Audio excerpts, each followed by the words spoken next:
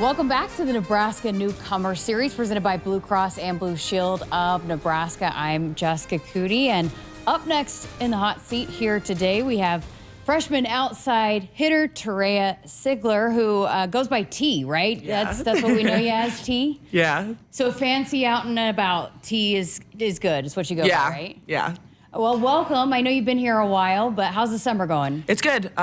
Getting used to, obviously, all things Nebraska, but it's been really good. It's been fun to get to know everyone and get to be in a new climate compared to what I'm used to, but it's been good. I feel like we were talking, it's a little rainier than usual, right? Oh my gosh. And especially, I think Arizona just broke a record of having rain for the first time in June in like a decade. And so here it's been raining, I want to say 3 times a week, and it's just, I kind of forget it's summer because of how much it rains. But I mean, it's good to get a little switch up, but still it throws me off a little bit, but it's good. Well, I want to take some time and get to know you a little bit. Let's go back, through your recruiting journey. One of the top recruits, the top recruit in the nation, coming out of high school. Everybody wanted you. Tell me about just your process and why you knew Nebraska was the spot. Well, starting off with volleyball. I mean, when I was younger, I always knew that in whatever sport I wanted to play, and I wanted to go play in college, I wanted to see how far I could take it. And so I was a swimmer for a long time. I was a gymnast. I played tennis, softball, baseball, pretty much everything. And my mom played volleyball, and I was like, I don't want to play volleyball because she's not cool. Like, I don't want to do that. But then as I got older, I was like, she's so cool, so I want to play volleyball. And so, I don't know, with college, I was really looking to go outside of Arizona and where I'm from, and just to hopefully get to experience a new level of volleyball somewhere different. And so I feel like Nebraska was such a cool place because my family's from South Dakota, like Piedmont, just out of Rapid City. And so that area of the country is just filled with so much like diehard sports fans, because I mean, what else is there to do out there? And so like Nebraska, I just feel like it's the best place that celebrates volleyball. And so once I got in contact with them on June 15th, it was just really hard not to say yes. And so like coaching staff here is amazing, my teammates, and the people here are just so amazing. So it was a done deal once they reached out. So if volleyball wasn't cool at first, what made it cool for you? I don't know. So being a swimmer, gymnast, I feel like individual sports, like you really have to be that kind of person to thrive in that environment. And I'm someone that loves to talk. I love to be around people. And so like volleyball is great because you literally celebrate every point. And so that's why I liked it. And so it started off with beach a little bit because my mom played beach. And then as indoor, I think I joined my first club team when I was like 10. And so I just loved it ever since. And just getting to celebrate and be with a team and get competitive and get close to that sisterhood has really been like something I really wanted. Did there come a point you were too tall for gymnastics? Yeah, I remember I had this big wall and I wanted to be just like Simone Biles. But then when I was like, I think I want to say 8, they wouldn't move me up because I was so tall. And I was like, fine, like I'll take my height somewhere else. And then that's when I went to swimming, and then I went to volleyball eventually. But I was heartbroken. I was like, I'm gonna be the next Simone Biles. And then, or Gabby Douglas, I had a book that I loved by her. She was so cool. And it just didn't work out. And that's okay. That's okay. Volleyball worked out. I think you ended up on the right path. Right. Were those your 2 favorite athletes growing up? Yeah, I would say Simone Biles, Michael Phelps, Catherine Plummer. I don't know. I just looked up whatever sport I played. I tried finding the best athlete and trying to like replicate what they did. I really liked Michael Phelps, just the way that he held himself and how he was really honest with the media, because I feel like during that time it was really hard to find authentic athletes that didn't just try to follow the norm. And so I really liked him. Catherine Plummer is my favorite player of all times. I actually met her last summer and I literally almost cried. She's so cool. And just like, I love her because of how tall she is. She's 6'6" and a 6-row outside. Like that's super impressive to be able to play 6 rows as being 6'6". And so someone that I really look up to, and just like phenomenal player to watch and to meet too. I think it's always fascinating to hear just the start in sports and athletics, and it's not always you hear that gymnastics was the start. What are some of the things that you learned just in that sport that you've been able to carry over into what you do on the volleyball court? I think a lot of it is like awareness of your body, of like, obviously I can't do it now, but all the tricks that you have to learn and the flips and the detail of pointing your toes, like straight arms, straight legs, like making sure that you are poised in everything that you do. I think volleyball is funny because like it doesn't need to be perfect, but it just needs to be really consistently good. And I think that's something that's like you can carry out through all of your sports of just like, I don't need to strive for perfection because that's unattainable, but I can strive for being really consistently good for a long period of time. And that's something that I've carried over, because gymnastics is a whole other level of just trying to be the best that you possibly can in every skill that you do. And so I give total props to them, because I honestly think I would get motion sickness after a while of how many times they flip in the air. But like, I just don't. Like, I think I learned the most of like, how can I be really consistently good over time instead of striving for perfection, because obviously perfection is not attainable. So are you the one that can do all the tricks, the cool tricks off the diving board? I was. So when I was when I swam, did a little like diving here and there.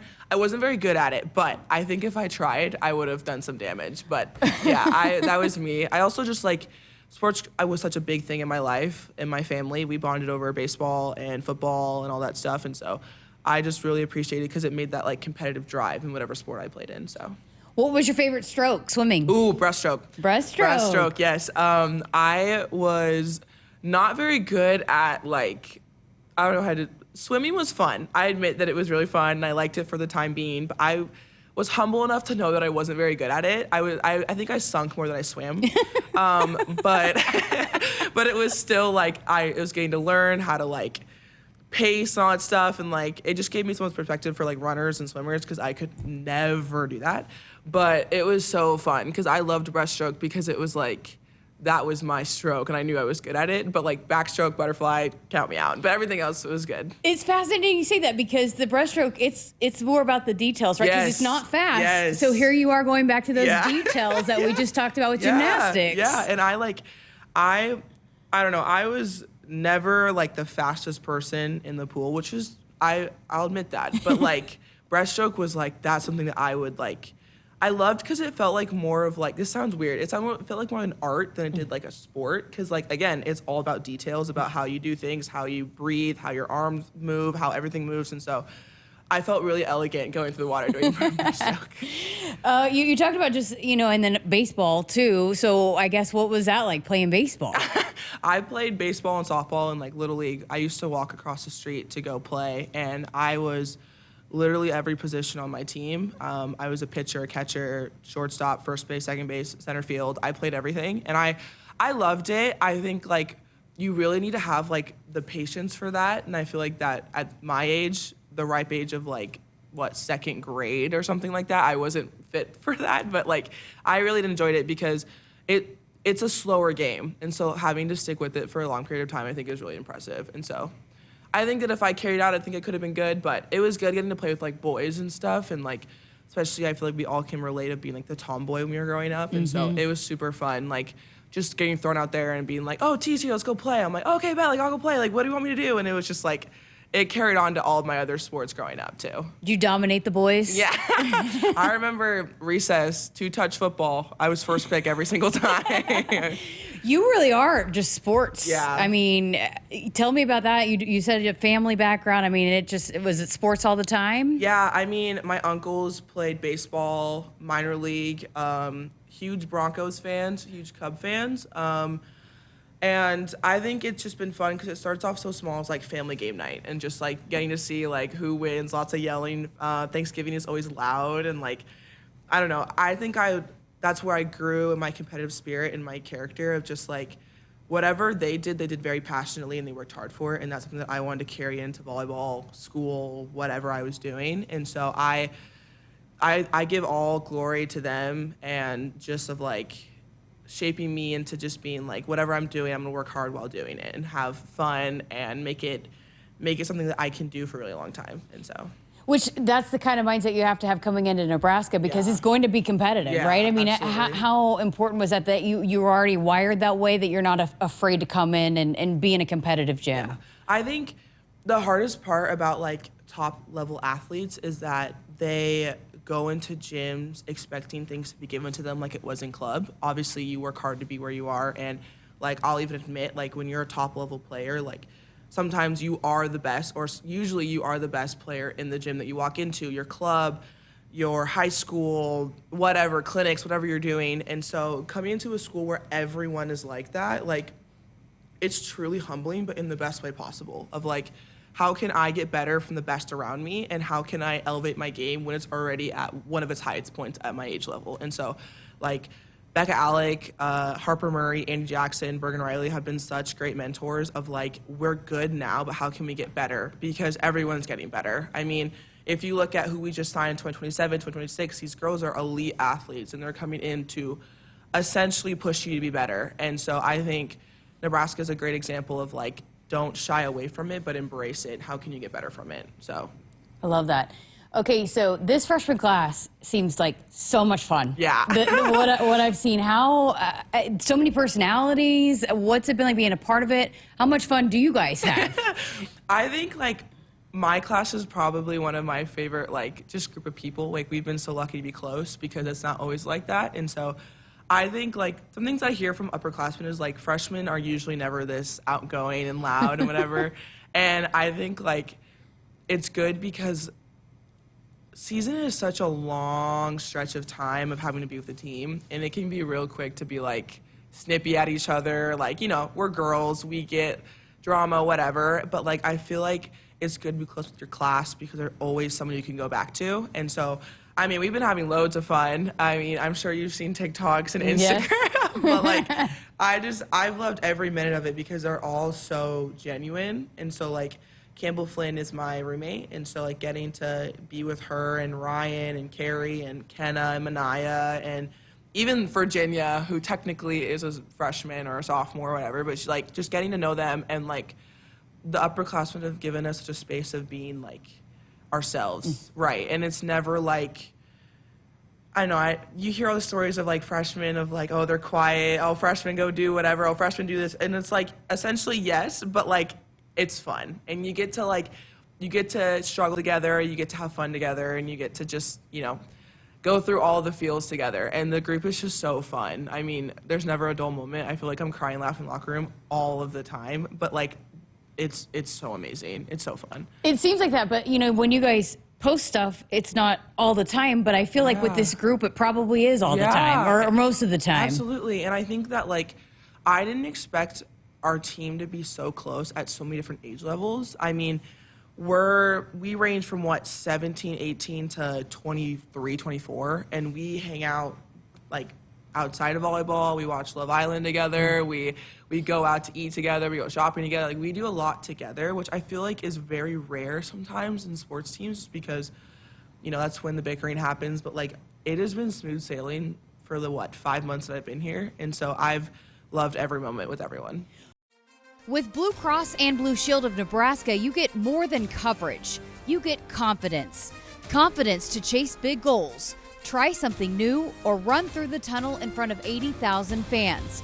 We've had Nebraska's back for 85 years, and we're just getting started. What about, too, just, I know you were highly followed, especially, you know, you commit to Nebraska. Nebraska fans follow the recruits. They know who you are. But now that you're here and you guys do post and you share your lives and you're embracing kind of that part of it, what is that like? How do you adjust to it? And I guess what have you learned about it and how you want to navigate it? Yeah, I mean, everyone talks about the fan base of Nebraska, but you don't truly know until you're in it and you're, like, part of one of the leading sports teams in the fan base. And so I think at first it was like a deer in headlights a little bit of just like, wow, this is a lot. But I think learning to, like, just be your genuine self is just so important, because you can really get lost in the fame and everything and the cameras. And, you know, walking into Bob for the first time, it was nerve-wracking, but then having to, like, breathe and, like, this is volleyball. I've been playing volleyball since I was 10.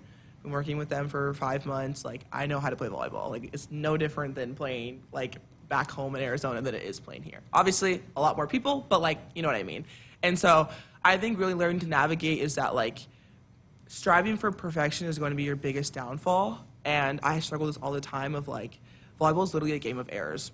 The point of the game is who can make the least amount of errors. That's literally how a game goes. And so striving of, like, you know, I could be in front of 10,000 people. I could hit a ball to the Raptors, and that's okay. Like, I just have to learn how to get over it and move on instead of dwelling on the past. And, like, I feel like something that's, like, such a big confidence booster of, like, I'm gonna make mistakes, and that's okay. Like, I'm gonna get better from it. How do I respond to it instead of react to it? I think it's something that I'm learning to navigate, because it does feel like the spotlight's all on you when you make a mistake, especially when the crowd goes like, ooh, or like they make a noise to it and you're like, oh gosh, that was so bad. But it's like, we all make mistakes. We've all done it. Like, not the first or the last time it's ever gonna happen to someone. And so my mindset is that, like, how can I respond to my mistakes instead of reacting to it in front of a large group of people? As a freshman coming in, you know, we talked to a few of the players, just the process of you committed thinking John Cook was going to be your head coach. Yeah. What was that like when all that went down? How were you feeling throughout that process, and what was it like working through that, just emotionally? And then, because I know you guys all love Danny and what she's brought, but I'm sure it just was a process to get there.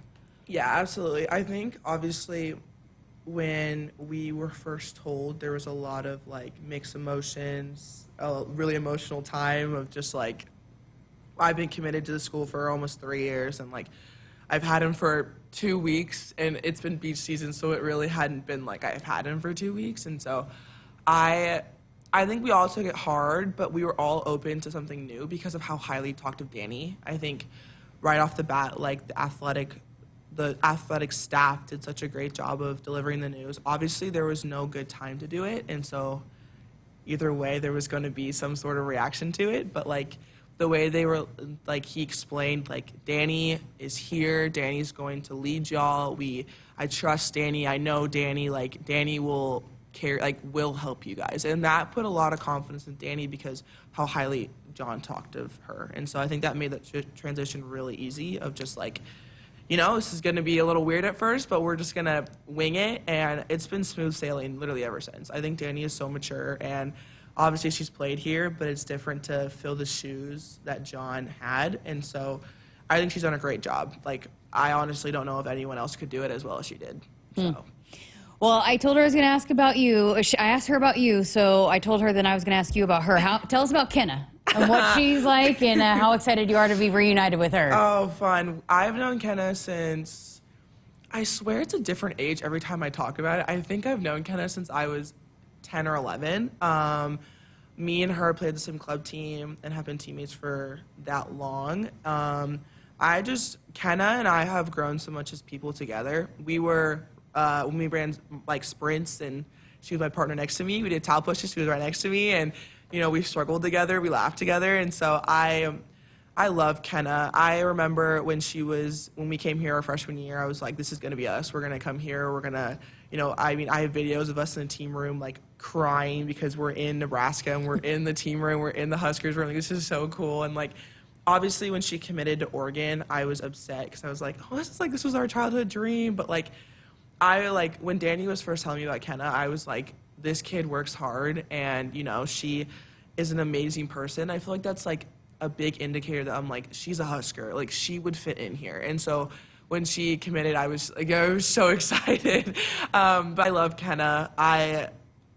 I'm really happy she's here, and I'm happy that, you know, the Husker Nation gets to see her, and someone that I've grown up loving, and so hoping that everyone else does too. She's amazing. I love her. She said like you were one of the first people she called, and just the emotion, like you guys were both so excited. Yeah, and I remember like through the whole process of, you know, it's really, really hard, especially when you've committed to a school for so long, and then coaching changes. So much can happen in so fast. And so I just remember telling her, like, hey, like, if you come here and you tour it, you talk to Danny, and you love it, and your gut telling you to do it. And if you don't, I'm still here. I'm still one of your good friends. Please don't think that you have to come here just because I'm here. Obviously, it's a great benefit that I'm here, but, like, it's, like, your decision. Like, please don't think that, like, I'm going to love you any less if you come here or not. And so she made it on her own, and I remember that phone call. I was so happy, and I think she's fit right in with our class, too. And I hopefully see her coming out of her shell a little bit more. I mean,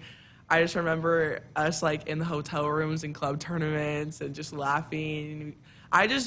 Kenna's just so funny because she's that person, she's quiet, but she sneaks up on you sometimes, and you're just like, where did that come from? And it's just like, Kenna's just so fun. I love her. Fits right into the whole freshman vibes. I mean, you guys are I can already tell you're going to have a lot of fun together, and Husker Nation's going to have a lot of fun following you guys all together as a group. All right, what did you take away from the spring that you're trying to work on going into your first fall, freshman fall, I guess? I just took away of, like, I don't know. I think going into it, like, a lot of the things that you work on in practice, like, I feel like no one talks about this as much. It really does translate into games. And, like, the one thing that your coach is nagging at you to do for so much, and you're like, why is he still yelling at me? Why is she still yelling at me? It's like, it really does apply, especially in the Big Ten. Like, I just remember watching, like, Big Ten matches and just being like, wow, this is high-level volleyball. And, like, it's the teams that, like, Becca Alex is so great. It's not the teams that are, like, just the best. It's the teams that are the closest that get to December and get to go to the tournament and get that long run. And I think something that I've really worked on is building connection with everyone on the court. I mean, obviously with the setter, but, like, liberos, the other outsides, your middles, like, knowing that, like, you know, building that connection in the court, awareness in the court is so important to translate into the fall. And so that's something that I've really worked on. And I don't know, I'm just really excited for season. I'm just excited to, you know, travel and get to see everything. I mean, I'm really excited that we have California now, like the UCLA, USC are now in our conference, so I'm a little closer to home, and hopefully some family can come see me, but I'm really excited. And then just coming in, knowing that, hey, maybe I can contribute whatever impact. I mean, how do you approach that, and just what do you hope to bring to this team this season? I think, like, I'm wanting to work, like, my goal is to work as hard as I possibly can for the team, and whatever that means, however I can contribute. And so I just think that, like, my goal is to really get myself prepared for hard moments. I feel like, you know, everything's easy when everything's going right, but then obviously in sports that doesn't always happen. And so learning how to persevere through hard times and learn to problem solve and communicate with my teammates, with my coaches. And so I'm just willing to work as hard as I can for the team, and whatever that role may be, I'm like 1,000% willing to do for the team. And I think it's not talked about how much these girls have worked, and, like, especially with not winning a national championship in the past, like, 5 years or however long it's been, making the Final Four continuously for the past, like, 4 or 5 years is still something to be so proud of. I feel like that's overlooked all the time. And so I feel like you don't really understand until, like, you're on the team and you see how much these girls have gone through with social media and, you know, family, friends, the distance, and everything that comes with being a student athlete. And so I'm just trying to get as good as I can for the team and whatever that looks like. And so that's just been my goal for the fall. I'm blown away by your perspective. Are you sure you're a freshman? How are you already, you know, so mature in your thoughtfulness and you know your mental aspect of that, and just it's amazing. Oh, thank you. I give everything to my teammates and my coaches and my mom, and just, like, I feel like it's really easy to get caught up in yourself and just, like, cameras everywhere, and oh my gosh, like, people are looking at me, or people came up to me in Starbucks and they're like, oh my gosh, you're on the basketball team. I'm like, yes I am. But it's like, there's so much more that goes into it. That, like, this has been a legacy for decades, and, like, knowing that, like, people have done so much before me, like, all I want to do is contribute to the program that contributed into me. I mean, I, especially being, like, a high-level athlete, like, getting recruited, like, especially in such, like, a legacy-built program that is interested in me is already a compliment enough. But, like, actually being here and, like, all the things that we get to do, I'm just like, how can I help the team? How can I help Nebraska volleyball be successful? And so I give all, like, kudos to them, because it's a lot, but it's all good things. It's just, like, a whirlwind of emotions, but I really appreciate that. I could talk to you for another hour, but we'll wrap this up. We'll have you back on again soon, hopefully. But what a great conversation. Appreciate your time. Again, welcome again from me officially to Lincoln. I know you've been here, and we look forward to big things to come from you. Thank you. T joining us here on the Nebraska Newcomer Series, presented by Blue Cross and Blue Shield of Nebraska. Thanks for listening and watching. And as always, make sure you subscribe and like wherever you listen to never miss an episode, right here on the Huskers Radio Network podcast. Whether you just arrived in Nebraska or you've called it home for years, Blue Cross and Blue Shield of Nebraska is here for you. We've been a part of this community for 85 years, helping Cornhuskers, new and native, stay healthy and thrive on and off the field.